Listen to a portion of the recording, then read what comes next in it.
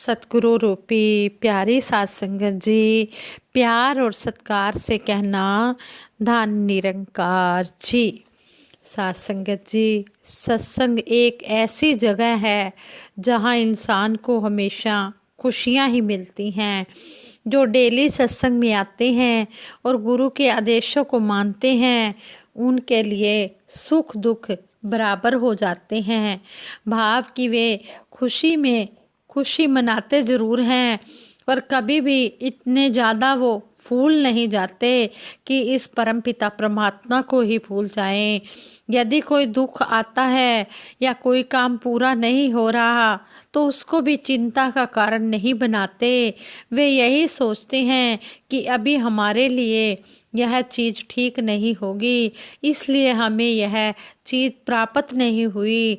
जब सतगुरु को मंजूर होगा तो यह चीज़ हमें अपने आप ही मिल जाएगी। जब यह काम हमारे लिए सुखदाई होगा तो अपने आप ही पूर्ण हो जाएगा। जो इस तरह सतगुरु के भाड़े में रहते हैं तो कहते हैं कि ऐसे गुरसिक को हमेशा खुशियाँ ही मिलती हैं। गुरसिक की हमेशा यही इच्छा होती है कि यह सतगुरु जो काम हमारे लिए जिस घड़ी ठीक होगा तब ही उसको पूर्ण करना। ये सतगुरु तो समर्थ है, अगर हम जिद करके कोई काम पूरा करवा भी लेते हैं ये तो पूरा कर देता है, लेकिन अगर वो हमारे लिए सुखदाई नहीं होता तो बाद में हमें पछताना पड़ता है।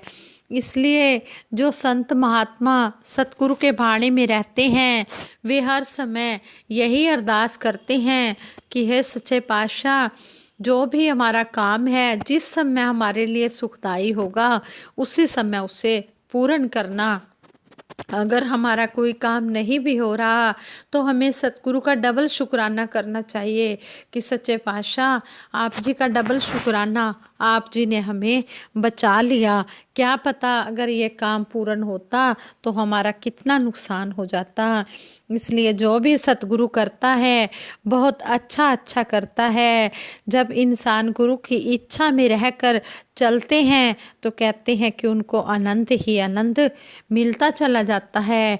ऐसे संतों महापुरुषों के चेहरे पर एक अलग ही नूर होता है। संपूर्ण अवतार वाणी में भी शहंशाह जी ने लिखा है, हरदम शुक्र करो इस रब दा, खुशहाली जा तंगी, घड़ी सुहानी बीत रही जो आवेगी सो चंगी। सतगुरु की कृपा से जो समय बीत रहा है वो भी अच्छा है और जो आगे समय आएगा वो भी अच्छा आएगा। इसलिए हम हर समय सतगुरु का शुक्राना ही करें कि सच्चे पातशाह आप जी जिसमें भी हमें रख रहे हो हम हर हाल में खुश हैं। जिस तरह सतगुरु बाबा हरदेव सिंह जी महाराज ने कहा कि पनीर नहीं तो दाल में ही खुश हूँ, कोई दोस्त पास नहीं है तो उसकी इस अदा में ही खुश हूँ, अगर कोई दोस्त पास नहीं है तो अकेला ही खुश हूँ, कोई नाराज है तो उसकी इस अदा पर ही खुश हूँ, अगर गाड़ी पास नहीं है तो पैदल ही खुश हूँ। और अगर ये पंक्तियाँ अच्छी लगें तो जवाब दे देना, और अगर नहीं अच्छी लगेंगी, अगर आप नहीं भी जवाब दोगे तब भी खुश हूँ। यानी कि सतगुरु ने हमें यही सिखाया कि हर हाल में हमने खुश रहना है। हर हाल में दाता का जो शुक्र मनाते हैं उनके घर खुशियों की होती बरसाते हैं। जो हर हाल में सतगुरु का शुक्र मनाते हैं उन्हीं के घर में ही खुशियाँ आती हैं। और साथ संगत जी, इसमें कोई शक नहीं कि सतगुरु ने हमें ब्रह्म ज्ञान देकर लोक परलोक सुखी होने का वरदान भी दिया है, और इसके साथ साथ हमें एक शब्द से सत्कारा भी है। वही शब्द हमारी पहचान भी बन गई है। वह शब्द है महापुरुष। जब कोई व्यक्ति भी हमें इस महापुरुष शब्द से बुलाता है तो हम पूर्ण तौर पर श्रद्धा पूर्वक नतमस्तक होते हैं। यहाँ तक कि अपने रिश्तेदारों से भी बढ़कर हम अपने संतों महापुरुषों से प्यार करते हैं, उन्हें सत्कार देते हैं। ऐसे समय में हमारा यही फर्ज बनता है कि हम संतों महापुरुषों की भावनाओं के अनुसार, उनकी श्रद्धा के अनुसार हम पूर्ण उतरें। और कहते हैं कि जब हम पूरे उतरते हैं तो संतों महापुरुषों के मन में अनोखी खुशी हमारे लिए वरदान बनकर आती है। परंतु जब हम संतों महापुरुषों के कहे अनुसार नहीं चलते तो उनके मन पर ना जाने क्या गुजरती होगी। हमारा सामाजिक दृष्टिकोण भी इस तरह धुंधला पड़ जाता है और हमें शंका होने लग जाती है कि हम महापुरुष हैं भी या नहीं। एक महापुरुष किसी स्थान से आकर अपनी पहचान देकर कहता है कि आप मेरी हेल्प करो और मुझे किराए का मकान ले दो। जिम्मेदार महापुरुष आपको गुरु का रूप समझकर अपनी कोशिश करके इस विश्वास पर कि आप एक गुरसिक हैं मकान ले देते हैं। आप कुछ समय तो आराम से रहते हो, पर फिर कुछ समय बीतने पर मकान मालिक जब आपको मकान खाली करने की बात कहता है तो आप उसके अनुसार मकान खाली करते हैं। तो आप जहां अपने कर्म से महापुरुष होने का प्रूफ देते हैं, वहीं गुरु और मिशन दोनों का सिर गर्व से ऊंचा कर देते हैं। आप शाबाशी के पात्र बनते हैं और औरों के लिए आदर्श भी बनते हैं। लेकिन यदि आप मकान खाली करने में आनाकानी करते हैं और 2-4 बार कहने पर भी मकान खाली नहीं करते, तब मकान मालिक अन्य महापुरुषों का सहारा लेता है और उनसे भी कहलवाता है। आप तब भी आनाकानी करते हैं और बात बढ़ जाती है। लड़ाई झगड़े होने लग जाते हैं। पुलिस या कोर्ट कचहरी का भी दरवाज़ा खटकने लगता है। तो फिर आप जरा अपने बारे में सोचो कि आप क्या कर रहे हो। क्या यह सब गुरमत के अनुसार है? आपके ऐसे कर्म से क्या गुरु और मिशन का सिर नीचा नहीं होगा? इससे बढ़कर भी जिस महापुरुष या किसी अधिकारी ने आपकी जिम्मेदारी ली है, वह क्या सोचेंगे?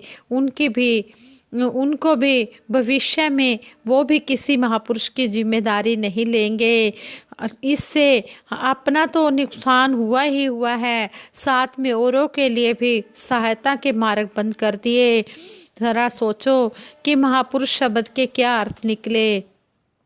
संगत जी कहते हैं कि अगर सतगुरु ने हमें महापुरुषों का दर्जा दिया है, महापुरुष का नाम दिया है, तो हमने महापुरुषों वाले कर्म भी करने हैं। कई बार हम यह अनुभव करते हैं कि हमें जरा सा नम्रता से बोलना आ गया या महापुरुषों की भाषा बोलनी आ गई या कोई गीत गाना आ गया या थोड़ा बहुत विचार करने आ गए तो हम महापुरुष बन गए। जरा हम अपने आप को देखें कि यह एक महापुरुष का बाहरी रूप तो हो सकता है, पर जब तक हमारा अंदर से मन शुद्ध नहीं हुआ, हमारे कर्म अच्छे नहीं हुए, तो हम महापुरुष कहलाने के हकदार नहीं हो सकते।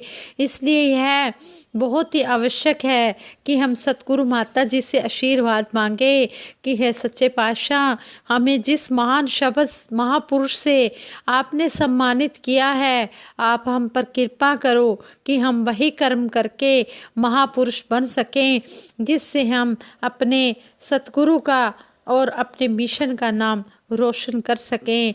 आज सतगुरु माता सुदीक्षा जी महाराज यही चाहते हैं कि जिधर से भी मेरा गुरसिख निकले उसको मुख से कहना ना पड़े, उसके कर्मों से ही पता चल जाए कि वाकई में ये निरंकारी महापुरुष हैं।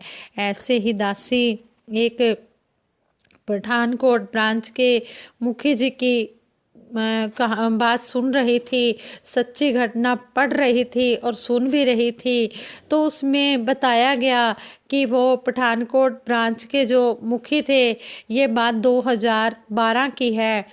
अब तो दासी को पता नहीं कि वो अब हैं इस संसार में या ब्रह्मलीन हो गए हैं, लेकिन उनके कर्मों के बारे में दासी आप जी से ये शेयर करने जा रही है कि वो कैसे कर्म से महापुरुष जाने गए। तो कहते हैं कि दिसंबर 2012 में सतगुरु बाबा जी का आगमन हुआ पठानकोट में, और वो पठानकोट ब्रांच के ही मुखी थे, लेकिन वो पहले वो टीचर थे, पहले वो जॉब करते थे, पुलिस में थे, और उसके बाद उन्होंने भवन के पास ही, सत्संग भवन के पास ही वो रहते थे। उन्होंने अपना डायरी बनाई, गायें भैंसे रखकर उन्होंने एक डायरी बना ली अपना टाइम पास करने के लिए। तो कहते हैं कि 2012 में जब सतगुरु बाबा हरदेव सिंह जी महाराज का आगमन हुआ, तो वहाँ के जो जोनल इंचार्ज थे उन्होंने महापुरुषों को भेजा कि हमें स्कूल के लिए जगह चाहिए, हमें स्कूल का ग्राउंड चाहिए और वहाँ पर समागम होगा। तो जब वो टीचर के प्रिंसिपल के पास गए तो प्रिंसिपल को बताया कि हमारे सतगुरु बाबा जी ने आना है। तो वो एकदम से सुनकर हैरान हो गए कि निरंकारी बाबा जी ने आना है। फिर उन्होंने बताया, कहने लगे कि एक महापुरुषों को मैं जानता हूँ, उनसे हम दूध लेते हैं और वो बहुत ही अच्छे महापुरुष हैं। फिर उन्होंने बताया, कहते हैं कि मैं दूध लेने जाता था, लेकिन वो जो महात्मा थे वो ड्रम में दूध डालकर डंडे से दूध हिला रहे होते थे। तो कहते हैं कि एक दिन मुझे शंका हो गई, वो प्रिंसिपल कहते हैं मुझे उन पर शंका हो गई कि ये महापुरुष तो हैं, लेकिन मुझे लगता है या तो ये दूध में पाउडर डालते होंगे या ये पानी मिलाते होंगे जो डंडे से दूध हिला रहे हैं। कहते हैं कि एक दिन मैंने कहा, जब दूध ये निकलेगा, दूध निकालेंगे और ड्रम में डालेंगे, उससे पहले ही जाकर मैं इनके ड्रम के पास बैठ जाऊंगा और देखूंगा कि इसमें क्या डालते हैं, क्योंकि उन्हें शंका हो गई थी।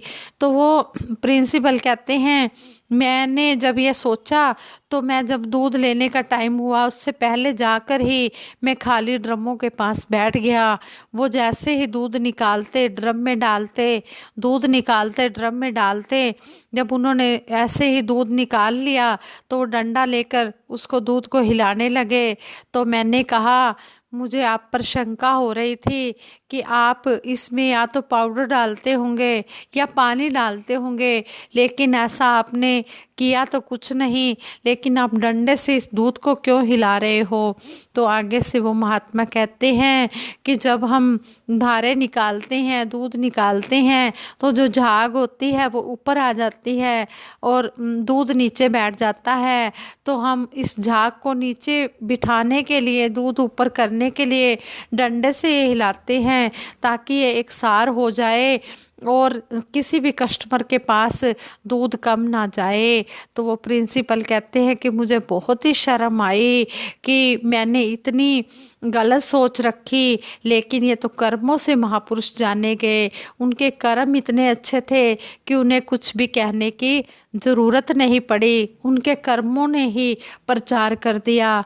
तो वो प्रिंसिपल ने समागम के लिए ग्राउंड तो दिया ही, लेकिन वो महात्मा की उन्होंने छवि भी दिखा ली कि किस तरह वो महात्मा का करैक्टर है, किस तरह उनका चरित्र है, किस तरह वो मिशन की सिखलाई पर पूर्ण चल रहे हैं।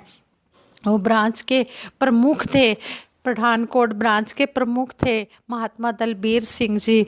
तो इस तरह जब उन्होंने ये बात बताई तो इस तरह कहते हैं कि मिशन का जो होता है नाम उन्होंने रोशन कर दिया। सतगुरु का नाम तो रोशन किया ही किया, मिशन का नाम भी रोशन हो गया।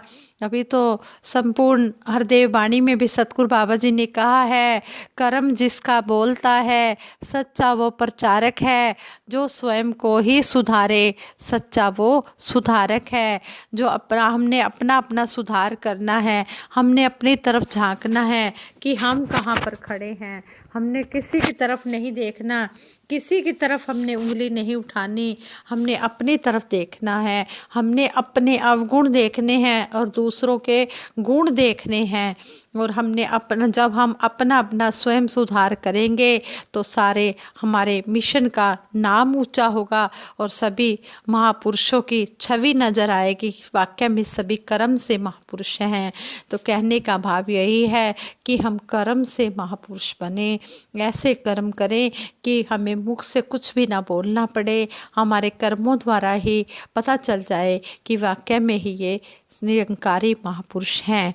जैसे कहते हैं कि एक बार परम ममतामयी निरंकारी राजमाता जी साड़ी लेने के लिए कपड़े की शॉप पर गए, पूजा माता जी के लिए साड़ी लेने के लिए कपड़े की शॉप पर गए, तो वहाँ पर बहुत सारी लेडीज बैठी हुई थी। तो राजमाता जी, थोड़ी देर राजमाता जी ने वेट की कि कुछ रश कम हो जाए, फिर मैं इस दुकानदार से बात करती हूँ। तो जब कुछ रश कम हुआ तो राजमाता जी ने कहा, भाई साहब ज़रा वो साड़ी दिखाना, भाई साहब जी ज़रा साड़ियाँ दिखाना। तो कहते हैं कि वो एकदम से दुकानदार देखने लग गया, तो आगे से कहता है कि आप निरंकारी हो। कहते हैं कि राजमाता जी ने कहा, हाँ जी निरंकारी हैं, लेकिन आपको कैसे पता लगा? वो कहते हैं कि आपकी बोली भाषा से ही पता लग गया कि कोई भी ऐसे नहीं बोलता भाई साहब जी, लेकिन आपने भाई साहब जी बोला।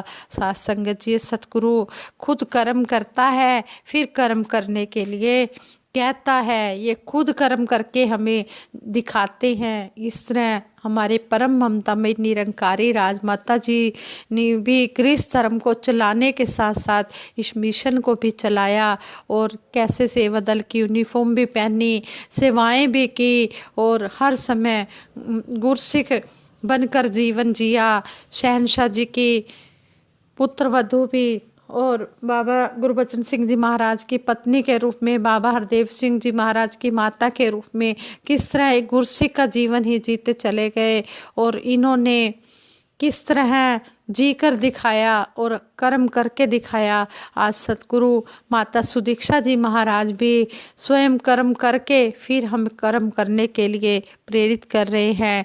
जैसे आपने देखा ही है कि किस तरह सतगुरु माता सुदीक्षा जी महाराज ने सेवा दल की यूनिफॉर्म पहनकर हमें दिखाया, कि इस तरह कर्म करके दिखाया, कि इस तरह हमने सेवाएं करनी है। सतगुरु माता जी कैंटीन में भी गए, वहाँ पर भी उन्होंने मठियों की सेवा भी की। मठियाँ एक गाड़ी से उतरे और वहाँ गए और नीचे ही बैठ गए, ज़मीन पर ही बैठ गए, और वहाँ पर बैठकर उन्होंने चकले वेलने से मठियाँ भी वेल ली, और इस तरह सेवा भी की और दिखाया कि सतगुरु और गुरसिख में कोई फ़र्क नहीं है। सतगुरु तो अपने समान अपने गुरसिख को कर देता है। कहते हैं कि पारस और गुरु में यही अंतरोजान। जो पारस होता है, जब लोहा पारस के संग लगता है तो सोना बन जाता है, लेकिन सतगुरु अपने गुरसिख को अपने समान बना देता है। सतगुरु और पारस में यही अंतरोजान है। लोहो कंचन करत और सतगुरु करे आप समान। सतगुरु अपने समान कर देता है, लेकिन जब लोहा पारस का संग करता है तो सोना बन जाता है। हाँ संगत जी, हम सतगुरु की इन बातों को अपने जीवन में अमल रूप में लाएं। हम कर्म से महापुरुष बने। जैसा सतगुरु चाहता है वैसा ही हम अपना जीवन बनाते चले जाएं और खुशियों के भागीदार बनते चले जाएं। खुशियाँ ही खुशियाँ हम अपनी झोलियों में डालते चले जाएं। सतगुरु के भाड़े में रहकर हम भक्ति करते चले जाएं। सतगुरु के आदेशों को मानते जाएं। दासी के मुख से अगर कोई शब्द ठीक ना निकला हो तो दासी को बख्श देना। दास संगत जी दासी सिमरन कराएगी, सभी ने मिलकर साथ देना है। तू ही निरंकार मैं तेरी शरण हाँ, मैनू बख्श लो। तू ही निरंकार मैं तेरी शरण हाँ, मैनू बख्श लो। तू ही निरंकार मैं तेरी शरण हाँ, मैनू बख्श लो। बोलिए सतगुरु माता सुदीक्षा सविंदर हरदेव जी महाराज की जय। निरंकारी राजमाता गुरुबचन अवतार की जय। हाँ संगत जी, प्यार से कहना धन निरंकार जी।